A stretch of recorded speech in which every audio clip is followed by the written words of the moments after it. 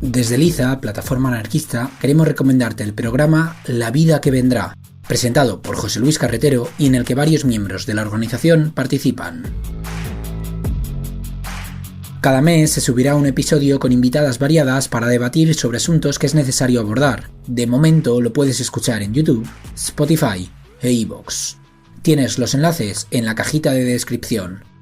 A continuación te dejamos un extracto del segundo episodio, titulado Los límites objetivos y subjetivos de las movilizaciones, del 15M al presente. Sin más, disfruten del contenido.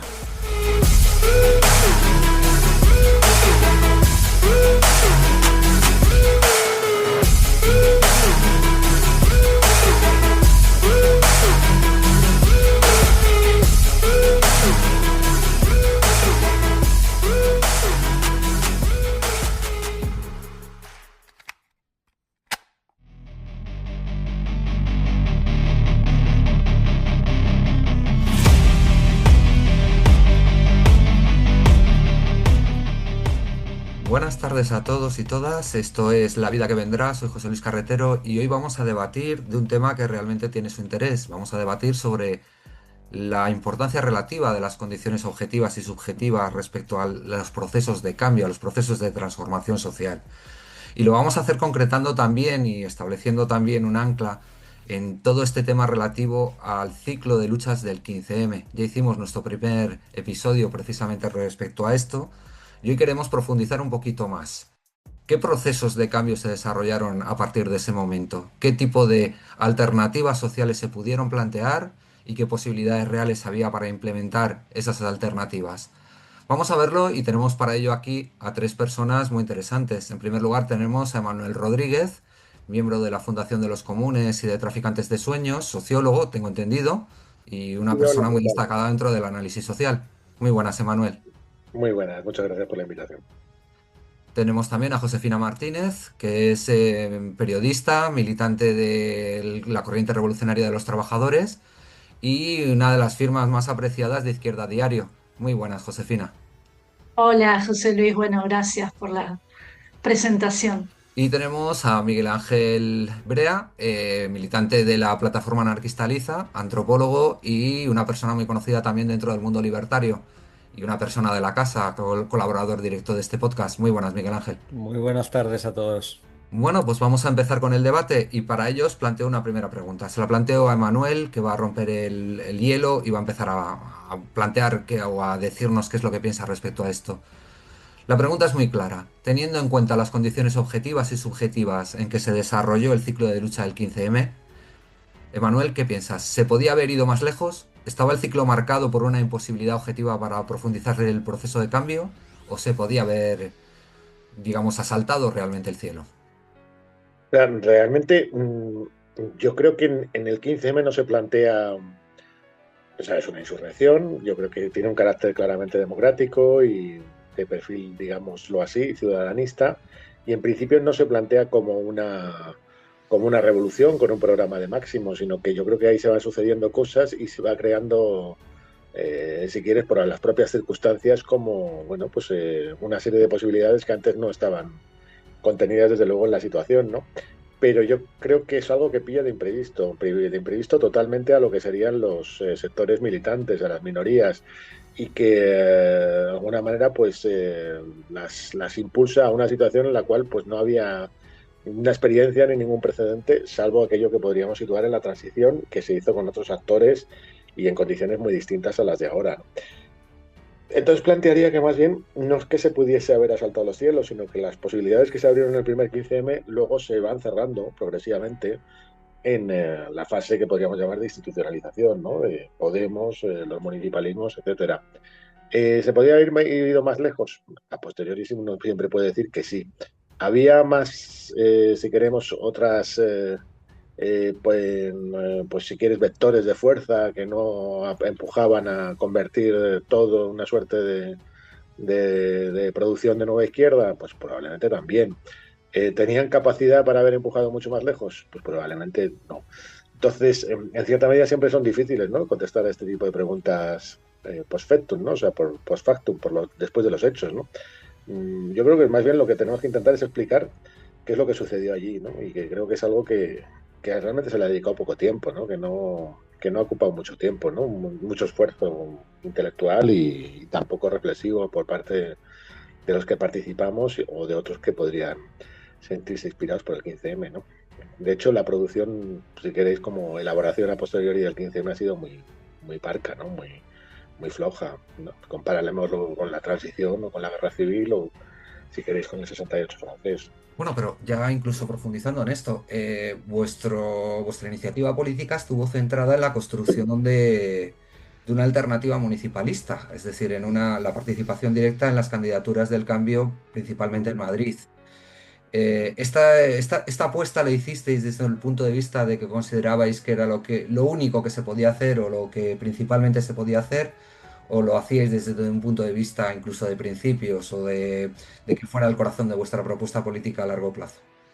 En realidad, en el 15M participamos desde otro lugar, que era un blog, que entonces se llamaba Madrilonia, y tuvimos una participación, pues yo creo que, bueno, pues que estuvo bien, que aportó sus cosas durante los años 2011, 2012, 2013. A partir del 2013, que es cuando yo creo que se empieza a agotar la fase de movimiento, surgen toda una serie de iniciativas en las cuales hay una discusión interna nuestra que es, ¿participamos en este tipo de procesos y tratamos de empujarlo más allá o no? Y la respuesta fue que sí. De hecho, lo primero que se intentó no era tanto el municipalismo como tratar de empujar el proceso que ya se veía que tenía que tener algún tipo de impacto político en el ámbito institucional hacia un lugar que no fuese el de la producción de un partido, sino lo que entonces se llamó el proceso constituyente, y se creó un movimiento que se llama Movimiento por la Democracia, con una carta por la democracia, bueno, una serie de cosas en cierta medida muy naifs, surgidas entonces, y luego a partir de lo que fue el proceso de irrupción de Podemos, sí se decidió que había que intentar en lo que fueran las elecciones municipales, que iban a ser año y medio después, pues a tratar de intervenir allí con una iniciativa que recordase un poco pues lo que habían sido otras experiencias municipalistas. Nunca la hipótesis de nuestro sector fue llegar a la alcaldía, sino más bien que eso fuese un pretexto para tratar de reorganizar el movimiento desde otras claves. El resultado de aquello, pues en una ciudad como Madrid, pues digamos que pobre, porque no llegó a construir pues nada parecido a lo que podía ser un movimiento de redes de candidaturas de unidad popular, similar al catalán, aunque sin perfil nacionalista, ni a un movimiento, si queréis, pues más autónomo de base. No dio eso así, o sea que todo fue... Nos vimos arrastrados, como yo creo que la gran mayoría de la gente, pues por la marea aquella. Y una vez situados ya dentro, realmente era muy difícil de escapar de la lucha fraccional que es la que se instaura en ese tipo de dinámicas, ¿no? Donde realmente pues el combate se convierte en una suerte de guerra de guerrillas entre fracciones y posiciones bueno, pues que al fin y al cabo pues tienden a alejarse progresivamente de cualquier lugar que podríamos decir de producción de movimiento, ¿no? Bueno, Josefina, y desde una perspectiva del socialismo revolucionario, que yo creo que es un poco lo que pretendéis o decís que representáis desde Izquierda Diario, ¿cómo ves o cómo veis el proceso de lucha del 15M, ese ciclo de luchas? ¿Se podía haber ido más lejos? ¿No se podía? ¿Cómo lo planteáis? ¿Qué es lo que pensáis que pasó ahí?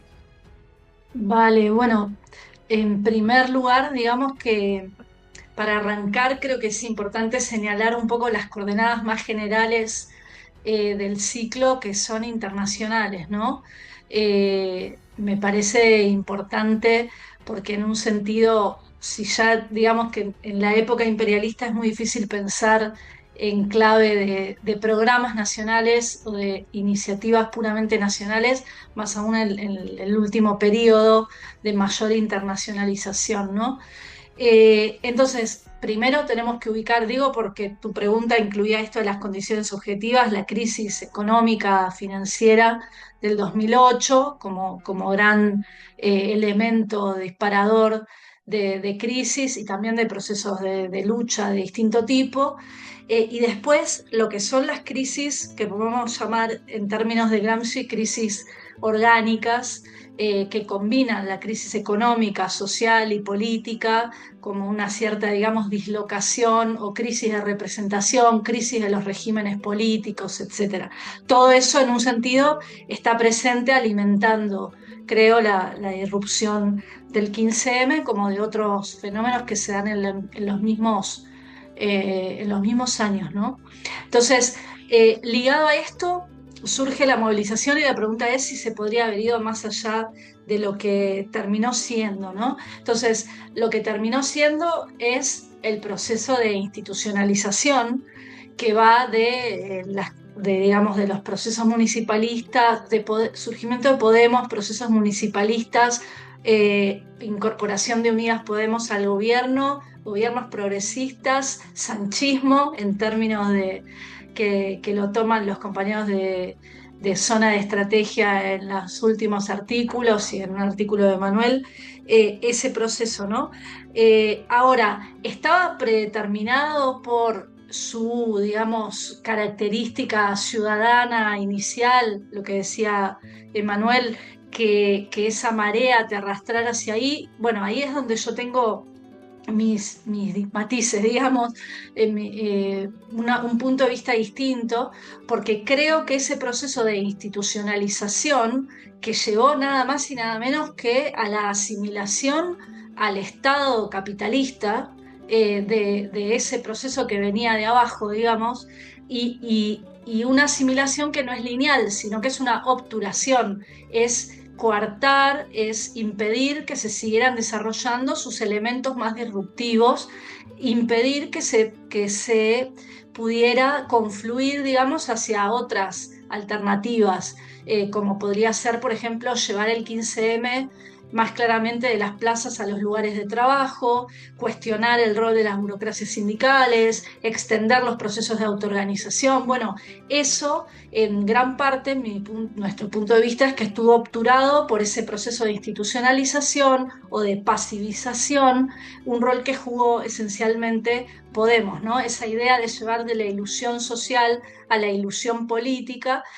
Y acá el problema que yo veo sobre todo es que eso, digo, el problema de la discusión, lo que me parece que habría que problematizar más, es que los procesos municipalistas ya son un punto de inflexión en esa institucionalización o estatalización del proceso, porque se propone nada más y nada menos que gestionar, administrar de forma más democrática, más coparticipada o como se quiera decir, el Estado capitalista en grandes metrópolis como Barcelona, Madrid, Zaragoza, etcétera, etcétera.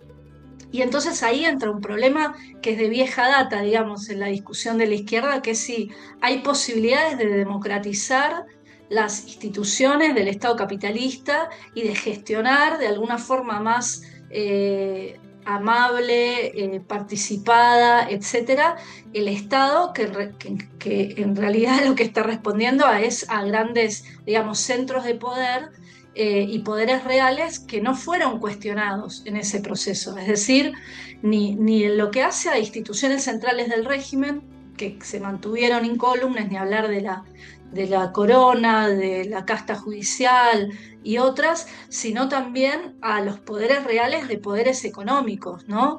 De capital financiero, de capital inmobiliario, de centros de poder, bueno, etcétera, etcétera. Creo que todo eso no estuvo en cuestión ni en los procesos municipalistas y mucho menos después ya cuando es la integración de Podemos al gobierno central, donde, bueno, se llega a un nivel de asimilación al Estado que permite que el régimen, que había estado en profunda crisis cuando es el momento de irrupción del 15M, se recomponga por esta vía, digamos, de restauración progresista. Entonces, ¿estaba predeterminado que esto fuera hacia ahí por límites de la propia composición de clase del proceso? Yo creo que no.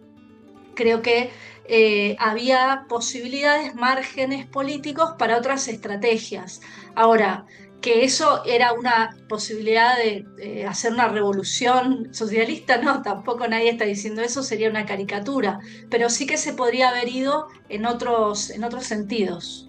Bueno, lo cierto es que efectivamente sí hubo otro tipo de derivaciones, no sé con qué profundidad y de qué o hasta qué nivel podríamos decir que tenían posibilidades reales de implementarse, pero hubo también un 15M laboral, pese a que no se hable mucho de ello. Es más, desde el punto de vista de quienes saltaron a las instituciones, muchas veces se ha ignorado completamente esa dinámica que llevó a varias huelgas generales y que llevó también a la conformación incluso de estructuras de organización conjunta del sindicalismo combativo, que llevaron a una jornada de lucha que incluyó pues una huelga en la enseñanza madrileña, una huelga en los transportes en Madrid y Barcelona, etcétera.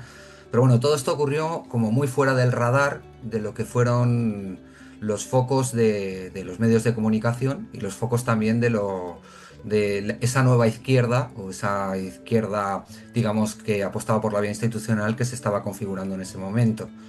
Yo no sé, Miguel Ángel, ¿qué piensas tú de esta disyuntiva? Es decir, ¿había realmente o no había posibilidades de trascender el simple cambio de gobierno y pasar quizá a un cambio de régimen o quizá incluso a un cuestionamiento del sistema capitalista?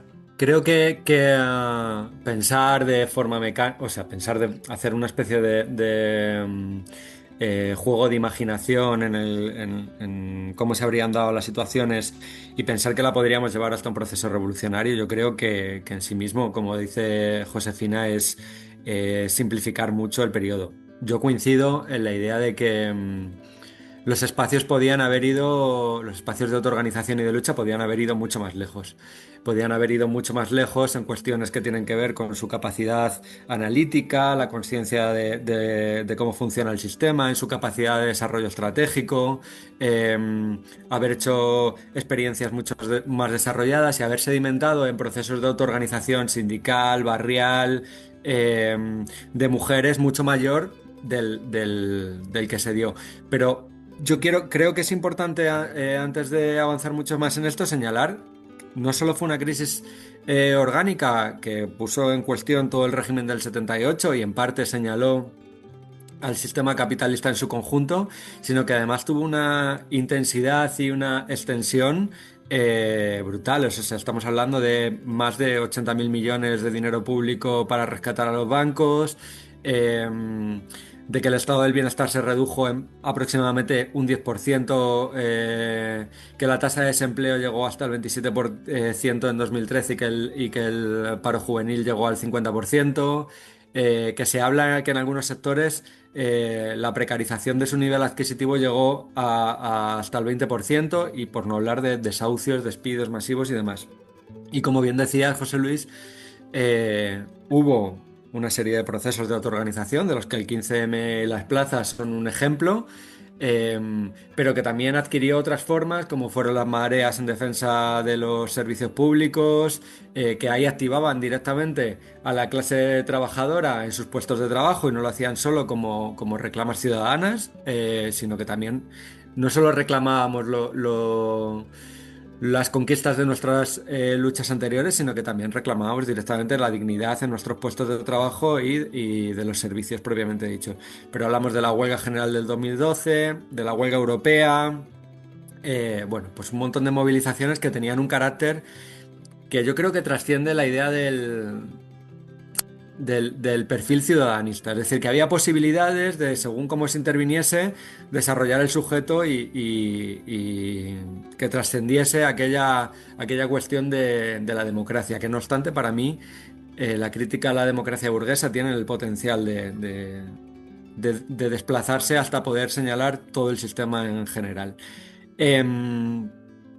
Yo creo que los límites objetivos de estas movilizaciones tienen que ver con la propia capacidad del régimen capitalista para recomponerse de alguna manera, ¿no? Estamos hablando que en 2014 empieza a haber cierta mejoría económica, que empieza a poder, al menos se da la sensación de que ya no hay una caída en picada como la que había pasado desde 2011 hasta 2014. Y eso tiene cierta capacidad de desmovilización y vuelve a generar esperanzas. Y luego creo que hay una parte interesante que tiene que ver con esto de la institucionalización y que lo hemos lo hemos tratado en algunos otros debates. Había un perfil muy claro dentro de las movilizaciones del 15M, que era un sectores más jóvenes, más formados, que se autodenominaban eran precarizados, ¿no? Que tenían, estaban teniendo un nivel de trabajo y de condiciones de vida menor que el que deberían tener teóricamente por su formación. Y muchos de estos jóvenes que eran parte de los más activos, incluso en algunos momentos podemos señalar que hicieron cierta política de cooptación de los espacios, fueron integrados muy fácilmente en think tanks, en proyectos institucionales. Bueno, y ahí yo creo que ellos pasaron de ser sujetos integrados a ser sujetos activos de desviación. Pero para mí, creo que esto lo han señalado los dos compañeros, lo más importante fueron los límites subjetivos de todo el proceso. Creo que realmente la extrema izquierda en su mayoría, sobre todo de los movimientos sociales, llegaba desarmada analítica, estratégica y organizativamente. Veníamos de un ciclo, yo creo que se había asumido completamente la ideología neoliberal del fin de la historia, nada podía cambiar y entonces lo máximo que se podía hacer era resistir, huir. Y con esas armas afrontamos el proceso. Y aquí es donde yo creo que se dieron ciertas cuestiones que nos impidieron avanzar en este proceso.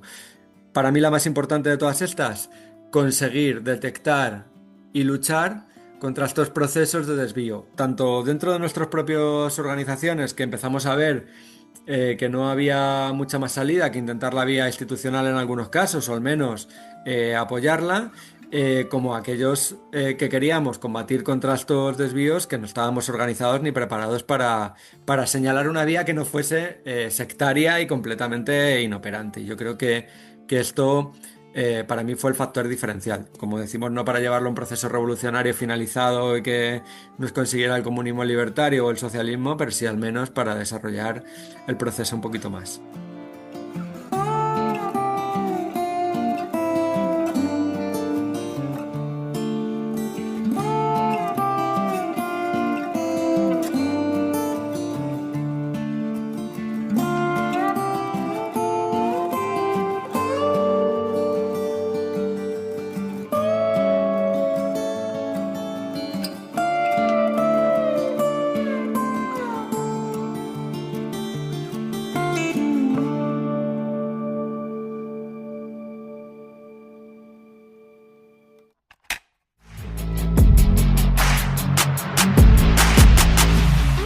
La vida que vendrá, un espacio militante donde pensar y proyectar las luchas que abrirán paso a una vida que merezca la pena ser vivida. Análisis, debate, estrategia y táctica para cambiarlo todo.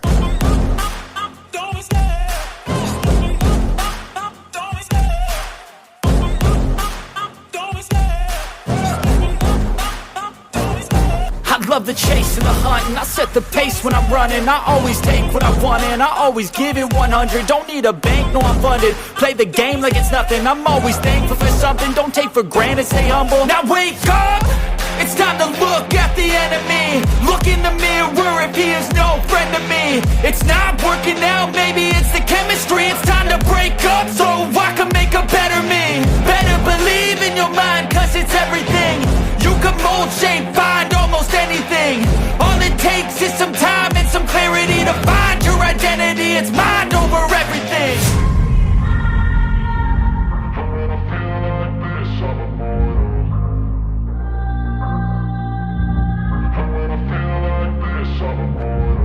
And when I feel like this, I'm immortal. When I feel like this, I'm immortal. When I feel like this, I'm immortal.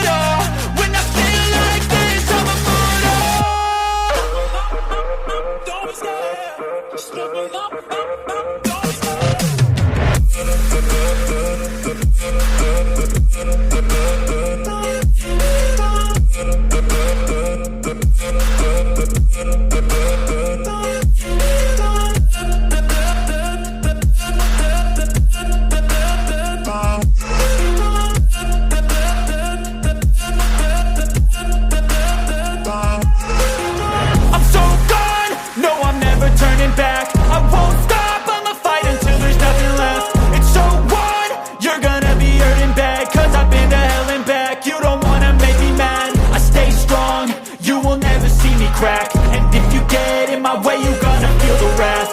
Gotta say it to my face while he's looking back. Mirror breaks after math. When I hate, I attack.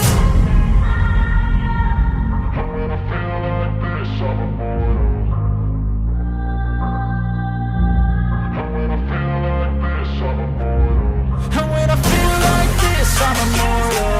When I feel like this, I'm immortal.